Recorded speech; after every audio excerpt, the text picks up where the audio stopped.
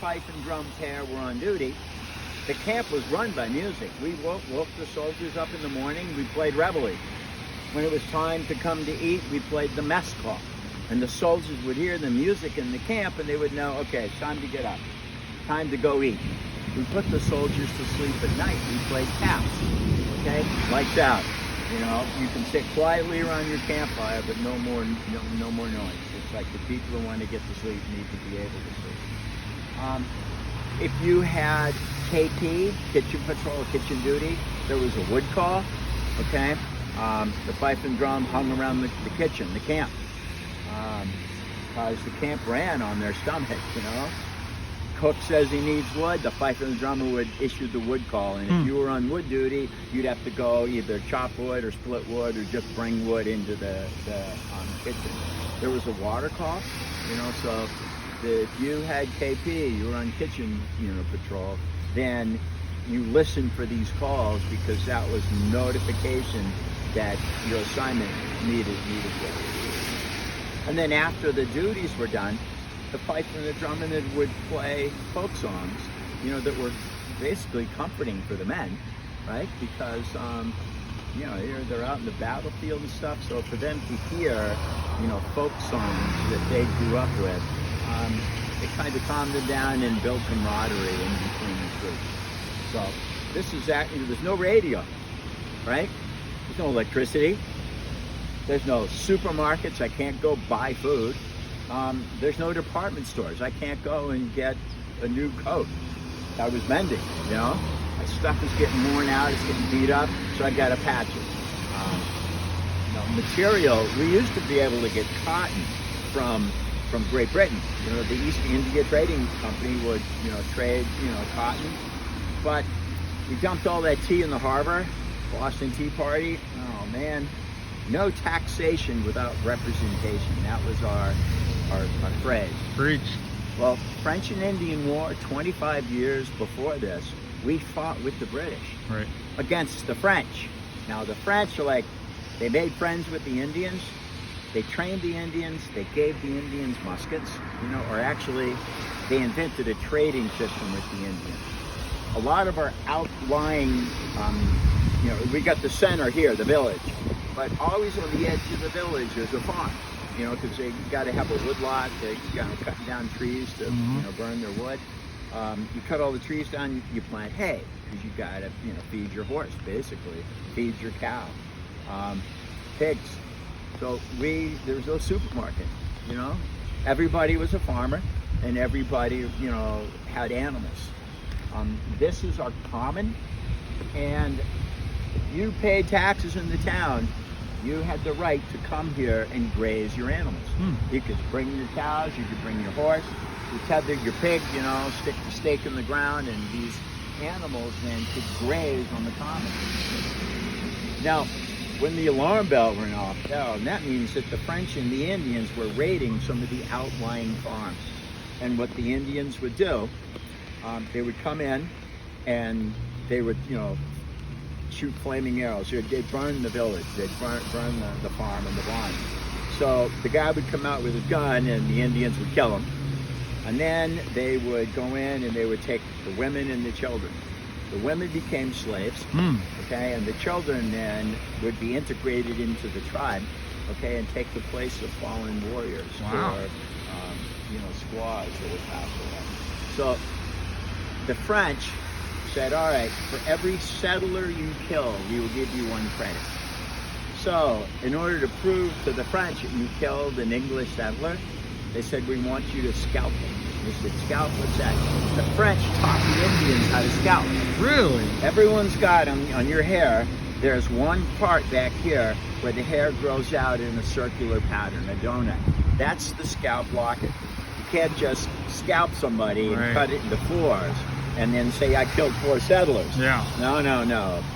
I only want the section where the hair grows out in a circle. I used to that have hair proves there. everybody's only got one. Right. And if you have that donut of hair, that shows that you scalped a settler. Now, scalping wasn't fatal. Sometimes you would be wounded or knocked out. You would get scalped, and then you would revive yourself, of course, and then your skin would heal, but you had like this bare patch of bone where they had taken your hair out. Wow. Yeah. But of course, if you're dead, they scalped you anyway. And so usually, you get shot or you get stabbed or you get shot with an arrow and you no longer could fight. So a lot of people were scalped while they were still alive and then would die later. Ouch. So you would take the scalp to the French trading post and you say, here's my scalp. And the trader then would say, okay, great. A metal canteen. The Indians didn't have metal. If I go to a flintlock, if you could give a flintlock to an Indian, he was just as dangerous as a French soldier or a trader or a trapper. So the idea was, all right, we're going to enlist the Indians to help rid the land of English settlers. Because the French were fighting the English for hundreds of years. Oh, yeah. Always at each other. They were battling out in the ocean with their ships, sinking each other's boats. Yeah, there goes their navy. They fought so hard and for so long, both of them were almost mortally wounded, right? Which means that they'd sunk each other's fleets. There was no more ships. The armies on the land had killed each other. They were down to bare bones now. The English had paid the Germans to fight for them. They were mercenaries. Hessians. Yeah, and so the Hessians, exactly. So they had to pay these guys. So the British exhausted their treasury. They'd spent all their money buying German soldiers so they could overpower the French. So we, once the French had to surrender, we sank the, English sank the ship. Of course, we were fighting with the British, okay? So we were up in Quebec at the French and Indian War fighting side by side with the British. My father got killed, my older brother got killed up in Quebec fighting with the British, French and Indian War, So when the British finally bankrupted their treasury, they said, we've got to get more money. We're going to tax the colonies. We're like, wait a minute. We fought side by side with you. We paid our debt in blood. Our members are dead, just like your soldiers are dead, because we fought with you. The British trained us. We had British accoutrements. We had a brown vest, which is the standard issue flintlock that the British issued us. We had British uniforms. Beautiful, full, wool with facings. We had a British cartridge box, we had a British canteen, and we've been trained in the British manual of arms. Okay? So now we have to practice because we got a lot of new kids. Once you're 14, here's a musket. Wow. Oh my God. Here's gunpowder. Oh, be careful, you're going to blow yourself up. So we had to train on the common, okay? Everyone who's old enough to carry a musket, 14 years old, a guy, we trained you. And the experienced soldiers from the French and Indian War became, corporals, they became sergeants, lieutenants, and of course our captain answered to the major. Okay? And all these people who had experience in the French and Indian War then trained the new recruits. Every year, a new, child would get old enough to bear arms. And so they would be in the second row, follow the guy in front of you, do what he does, listen to the captain, listen to the fife and the drum, learn these calls. Because when he calls fixed bayonets, if you're at the end, okay, and there's any talking in the rank, the kid's like, what was that? What was that? Shh, don't talk, listen. So they were here training. And so they would train, like once a week for, 2 hours. If there was no emergency, and it just wasn't military arm handling that they were training. They were training how to put out fires. A fire brigade, a bucket brigade. You would, fill the bucket and pass it down the line. Because fires was a pretty common thing at that point. An Indian raid. If the Indians were raiding, we had to assemble these guys and get them out to the farm and hopefully, rescue the settlers. Well, the Indians had scalped everybody and burned their house down and killed all their animals. Wow. So the King Philip's War was 100 years before now. And the first village in Lexington, well, we were part of Cambridge in the very beginning, 1620, the Pilgrims' land. 1642, the first settler decided to build his house here in Lexington. Okay? In 1675, we had King Philip's War. the French had come in, they'd given the Native Americans all these weapons, and they said, go get them.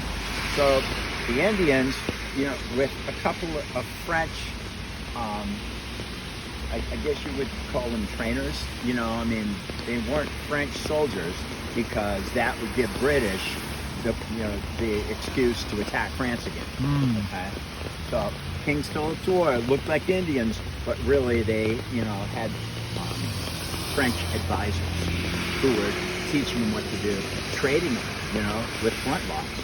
It's like they were used to shooting bows and arrows, you know. Who brings a bow and arrow to a gunfight? You know, it's like, so, and this was a new technology for these Native Americans. They were like, this is amazing. Oh my God, I can shoot 10 times farther, way more accurate, you know, and I don't have to go try to retrieve, you know, my arrow. It's like, this is wonderful. So we had to protect against Native Americans in the beginning. We, you know, Indian fighting. You know, we had to maintain the strength of the village around our perimeter. You know, and once the perimeter farms were gone, then the central town became at risk. And King Philip's War, I mean, they burned entire villages. Entire towns were wiped out. There were thousands of Native Americans banded together into an army. And, I mean, our local militia, we had 32 guys, you know, in 42. Yeah. So there was we had to, like, call our neighboring towns, come on, we got to fight these Indians, you know. And then the Indians would disappear. And we're like, where'd they go now? So it was like guerrilla fighting. And wow. The Indians knew, you know, how to get together, mass an attack, and then disappear before the colonists really could get their defenses together. That's why we had to train, we had to be ready in a minute. You had to have your musket ready, you had to have your pre-roll cartridges. If you look at Captain Parker up there, he's our captain. His right side here, he's got a powder horn. Well, that's an ox horn, and it's hollow, and inside that is full of gunpowder. And in his waistcoat pocket, okay, is a bunch of musket balls. Now, the rifle he's holding is actually not a rifle, it's a musket. It's a smooth bore weapon, a flintlock, like a shotgun. And the colonists, a shotgun's not really accurate if you shoot a slug.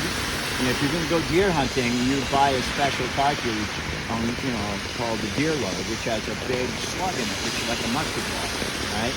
But the musket, being a smooth bore instrument, that musket ball is loose. It doesn't fit tight inside the barrel. Our rifles now have what they call rifling inside it, with lanes and grooves that actually spin a conical bullet, right?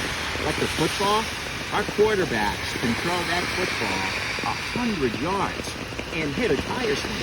Right. They're way accurate when they, you know, spin. Spiral, yeah. It's got centrifugal force. It's got angular momentum. Really accurate, very stable over long distance. But in the beginning, this smooth bore musket, we were shooting buckshot. You know, because we're shooting geese. You know, a shotgun is what we were doing. We're shooting squirrels. We're shooting rabbits. We're shooting small game. I mean, there's no supermarket. You know, I can't go to the supermarket and buy a steak. I've got to raise my cattle and butcher them. Or I've got to go hunt.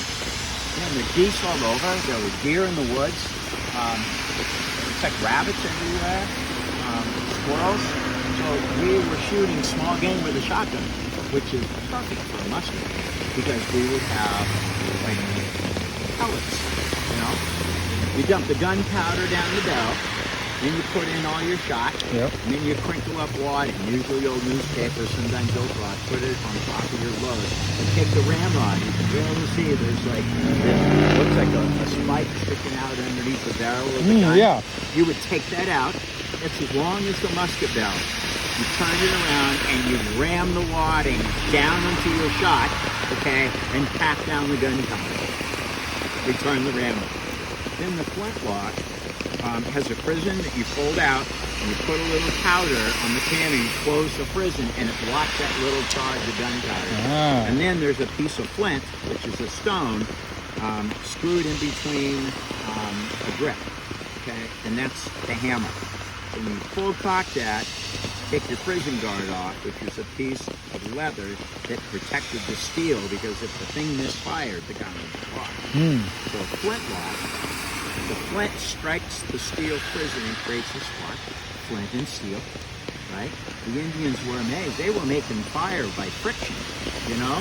It's like now the traders are showing them how to make fire with a piece of steel that you held in your hand, like brass knuckles, and a big piece of flint. And you spark the flint against the steel, and the spark would fall off into your tender, and you could have a fire within a minute. You carried tinder in your pouch, you carried your flint, you carried your steel. That was your fire starter, right? Well, the same technology would spark up gunpowder. And so, pull the trigger, the hammer strikes the prison, the flint creates a spark, falls into the pan, ignites that little charge in the pan, goes through the touch hole, and lights the big charge of gunpowder in the breech of the gun. And then expanding gas like fires this musket ball or this buckshot, okay, out of the barrel. Now a shotgun at close range is deadly, okay? And the mission isn't to kill you. I want to wound you. Right. I want to hurt you but not kill you, because I want your file mate to take up your musket, sling his musket, put you over his shoulder, and lead you off of the field. If I could wound you, I could remove 2 combatants from the field. And I don't want to kill you. I want to set up commerce with you when we're done. Right. I want you to buy my tea, right? I don't want you to buy Dutch tea. I want you to buy English tea, right? The East India Trading Company, okay, was trying to, you know, create a commerce monopoly, you know, and everyone had to buy English tea. If you were caught buying Dutch tea, you were kind of fined and, you know, put in the town watch, you know, and people threw garbage and rocks and apples at you. Yeah. Okay. Well,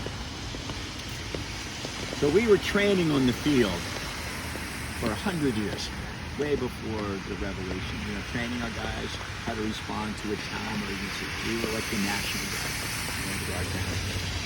And so French and Indian War gets over. The Indians are pushed out. Now we have control of the town. Everyone has to go to church. If you don't go to church, you're fine. You miss 4 church sessions, they put you in the locks, you know, and you got garbage and wow. throw stuff. It was intense. You should bring that back. Yeah, well, and the thing is, so now, like, we're part of Cambridge Farms in the beginning, okay?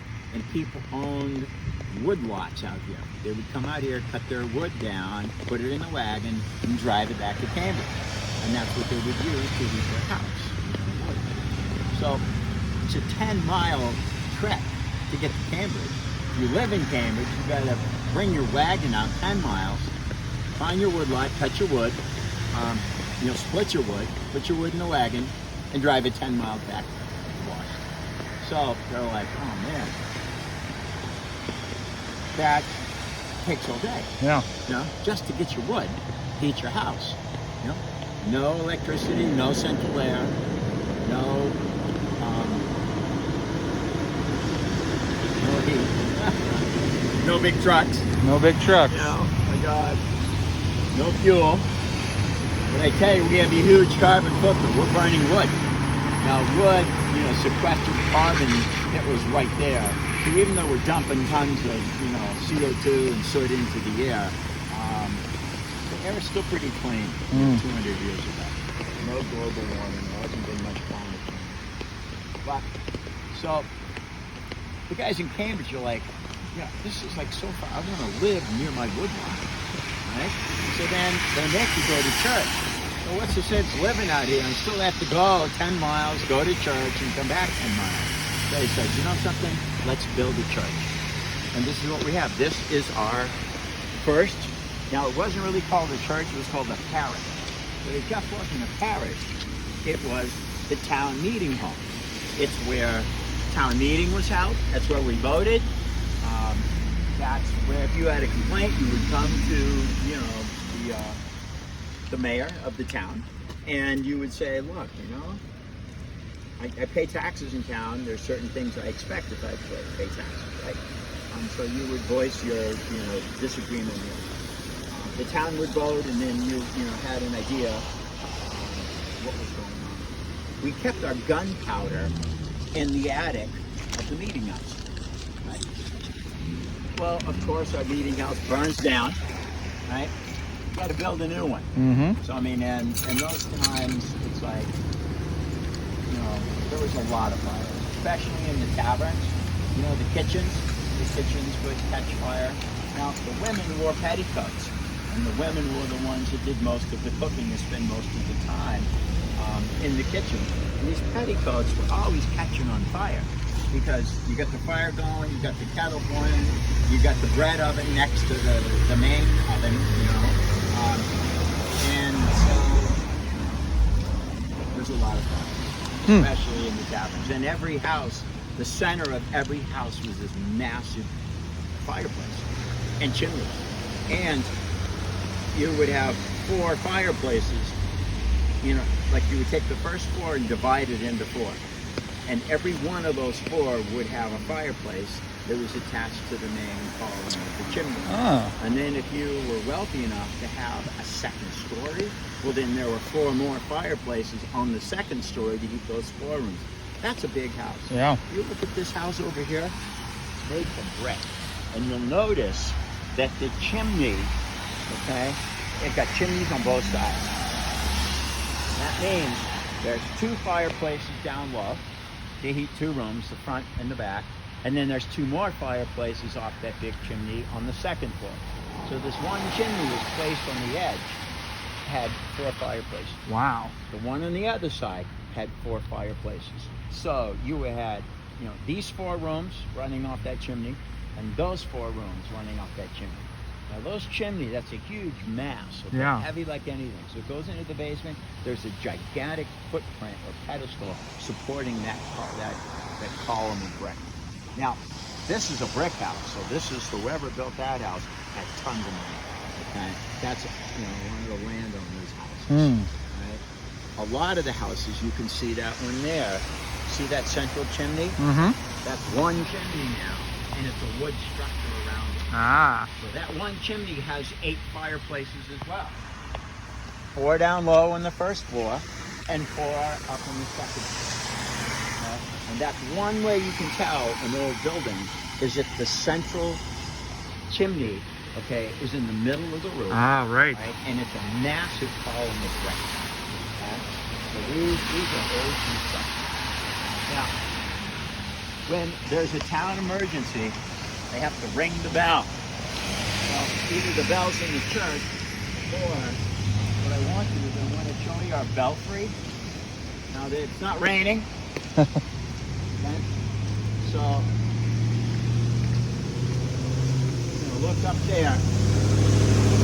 Stand here and look up. You see the white barn? Go behind it and look through the trees. I see it. You see that brown structure? That's the belfry. Yep.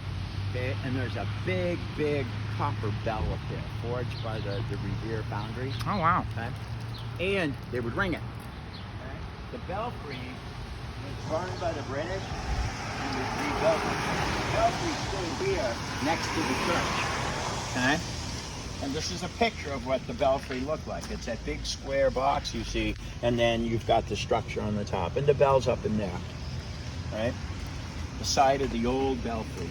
Now you can go see the belfry. The belfry path is right after that brick house. Okay. You go down, you can have time, you can actually walk up there, go around the house, and you can actually go up to the belfry and actually see it. It's a replica. Excellent. Of what was there. So, let's see. The British want us to buy their tea. They don't want it in Dutch tea. Now, Sam Adams and John Hancock are smugglers. Okay, they own a fleet of blockade runners, these fast little sloops. And so what happened is we got these 3 big British ships in our harbor full of tea. And we don't want the tea landed because if the tea lands, we own it and we're going to have to buy it. It's more expensive. There's a tax on this tea. All right, we'd rather buy Dutch tea. It's cheaper and easier to get, but it has to be smuggled in. Right? So we have about a third of our population favor British rule. Actually, we're all British. We fought with the British in the French and Indian War, 25 years ago. Right. So it's like I'm a British colonist. I'm proud to be British. I'm proud of my king. I'm proud of our British Army. My God, a kick-ass military force and a Navy unrivaled. It's like, yeah. Sun never sets on the Empire. Yeah, you got it. Okay, well, we'll see after Brexit. All right. The sun may be setting faster than we know. But anyway. So, about a third of our population resent the British occupation. Well, actually, we're not occupied yet. We have to board their ships disguised as Indians, okay? We pretend to be Mohawk Indians, right? But they're a terrorist group, okay? Like when the Nazis invaded France during World War II, there was the French underground, whose mission it was to sabotage Nazi occupation as much as they could. Cut their communications, tell the Allies what was going on. So that's our Sons of Liberty. Our Sons of Liberty are like the underground, okay? And if you're caught, you get hung for treason. Obviously, if you were in the underground, the Nazi caught you, they hung you in the square.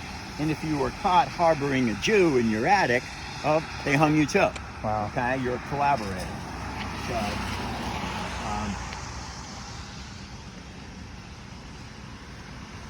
So a third of our population favor the British. They're called Tories. Yep. A third of us hate the British. Okay, we're Whigs. The other third, the middle's like, who cares? Why are you guys fighting?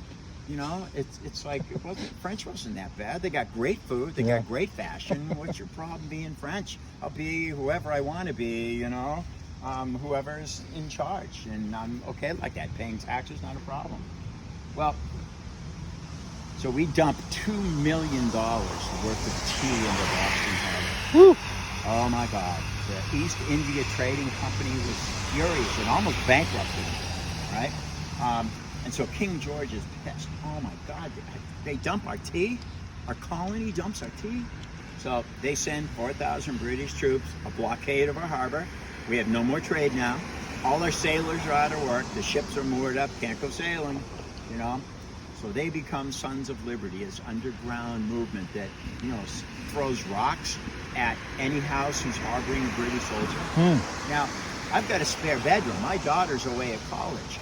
You're a British soldier, you want to stay in my room, you pay me gold for that room. You rent my room. You go to the tavern and order a meal, you pay the innkeeper with gold. These soldiers are working, right? This is their job. Right. And they get paid. Every week they get paid. And then, you can sleep in the barracks for free, but you're sleeping with 400 other guys, You're like, geez. Like the officers like to stay in the house, because it's away from their men, private quarters. The wife makes meals, so you eat and sleep off site of your soldiers. You pay for these lodgings. You pay with the king's gold that you earn because you're working as a soldier, right? The enlisted man doesn't make as much, so he might have to eat in the mess hall, eat the army's food, sleep in the barracks with all the other guys. But if you got the money, you pay the locals to rent their room, and you pay for your food. And you go to drink your ale at night, you pay the innkeeper with gold. Now, the innkeeper's like, this is wonderful. Okay, the colonists have no money. We work on the barter system. That means I'm a wheelwright, I make wheels, okay? Your carriage is gonna need new wheels. So you come to me and I make wheels for you. Now, you're a cobbler, you make shoes. Right. So what happens is you're gonna make me a pair of shoes, I'm gonna make you wheels, that's even Steven. We go to the tavern, okay? Tavern doesn't need, no, I'm fine with shoes. Put my meal on the tavern. So now we got these huge elaborate account books that keep track of how many meals I've had, how many rounds of drinks I bought from the innkeeper. Joe, put it on my bill. He's like, for crying out loud, your bill's 3 months old. I said, don't worry, when the springtime comes and you need to plant your field, I'm here and I'm gonna work for you to work off my tab. You're gonna need a new roof. I'm a carpenter, I can re-roof, help you re-roof your stuff. So what happened is, everyone, okay, so you go to him for food, he goes to you for shoes. You come to me for wheels, he comes to me for wheels, and so there's this three-way thing going on, four even. We got these account books that keep track of everything. Now, so your dad, had a huge bill of the thing and owed, for wheels, and he passes away. His account book goes to you now. You're responsible for all your dad's debt, and people are responsible to you for any stuff that they owed your dad. So now it's like, oh, you got generations of stuff going on, So we're on the green. The king has closed the harbor. All the sailors are out of work. They're furious. We've already dumped all the tea in the harbor. Okay? The Sons of Liberty are tar and feathering the tax collector. Okay? So who was it? I don't know. They were a bunch of Indians. So these guys are dressing up like Native Americans and, creating all this havoc for the British. Okay? Gage, which is the general in charge now, is furious. These are crafty. These are clever New Englanders. We can never catch them. The last straw is a shipload of British artillery arrives, and so they store the cannons in the customs house. Okay. And they got guards out front. They got the guards. Well, the Sons of Liberty sneak around to the back, open the back window, and steal 4 cannon out of the customs house. Shh, don't tell anyone. It's a big secret. We put it in a wagon, put hay on it, and drive it out to Concord. The British have already shut down our meeting house. You can't have meetings anymore. You guys are just thinking up trouble, and we don't want that. Okay. You have to listen to the governor if you want rules or whatever. Okay? What month and year is this? Well, this is about 1773. Okay. So by 5, it's already been almost 18 months. Our harbor is blockaded. Adams and Hancock are smuggling goods in. They land south in Plymouth and bring the goods in by wagon. They land on the north up in Gloucester. Okay. Now the Gloucester fishermen, they eventually become our Navy. Okay. Okay. Glover eventually becomes a general. And it's the Gloucester fishermen that rescue Washington from Long Island before the British surround him and capture him. It's the Gloucester fishermen that ferried the entire army, across into Trenton so they could attack the British and their Hessian allies on Christmas Eve. So, and then middle of the night. Yeah, they were all drinking and drunk and having a great time. And that's how we do it. There we go. So, the Gloucester fishermen rowed the army across the Delaware, and they attacked Trenton, and huge victory for the colonists. And that was like a great thing because we weren't doing so good in the beginning. Training on the front yard, it's like, oh my God, a line of British come up, and they're like, oh my God, I'm out of here. And that's what happened here. We weren't fighting the British here. The alarm bell went off, so we want to demonstrate to the British that we are proficient at manual arms. Okay, we fight with you. 25 years ago, we were fighting with you. Okay, you trained us to do this. All right, so we're on our common, using our right to manual our arms. Well, the British are so pissed at this point that they want their cannons back. The cannons been smuggled out to Concord. Right? Gage is like, that's the last straw.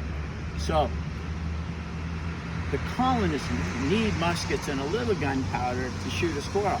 I mean, there's no supermarket. They got to provide food. They shoot geese to provide food for the family. So a little bit of gunpowder goes, that's fine. Okay, they got muskets, that's fine. They have cannons now. You don't need a cannon to shoot a rabbit. Okay? This is a problem for the British now. Now they have artillery. They got to take their gunpowder away. If we can get their gunpowder, they can have all the cannons they want. They won't be able to fire them. So they start confiscating gunpowder. They raid the powder house in Medford. 12 soldiers sneak to go, they got it, fine. They raid the powder house in Somerville. So now the committees of safety are like, oh my God, they're taking our gunpowder away. They're not even leaving us a little so I can shoot my squirrel. They're taking it all. So they move all the gunpowder out to Concord, where the cannons are stored. They run all the extra muskets and stuff out there. The British are searching houses. You get a musket over your mantelpiece, it's gone. We don't want you to have firearms, you know? Don't want you to have cannon, no gunpowder. So everything is stashed out in Concord, and Gage knows it. The spies have figured out that's what they are. So that's where Paul Revere and the whole system comes in. These are alarm riders who are the Sons of Liberty. Now, we got some pretty big wigs in the Sons of Liberty. Oh, yeah. Paul Revere is the Son of Liberty. Yep. Dr. Joseph Warren, a famous, celebrated doctor in Boston. I mean, cutting edge technology and medicine. He finds a way to inoculate against smallpox. Oh my God, smallpox is one of the diseases. I mean, it totally wiped out the Native Americans. You know, the French trappers landed and traded with the Indians. Every Native American that trapper talked to caught smallpox, and then it spread through the entire village. And then the village next to it got it. There were about 30 million Native Americans living in here in the 1500s. And when the first trappers and traders started to arrive, the Pilgrims weren't the first ones here. Right. Okay? I mean, you know, from the Templar Knights up in Nova Scotia to traders all over, you know, they were trading and trapping here for hundreds of years before that. Well, not only did they bring, you know, steel and gunpowder, they also brought germs. And germ warfare pretty much wiped out all the Native Americans who lived in this area. Gun germs and steel.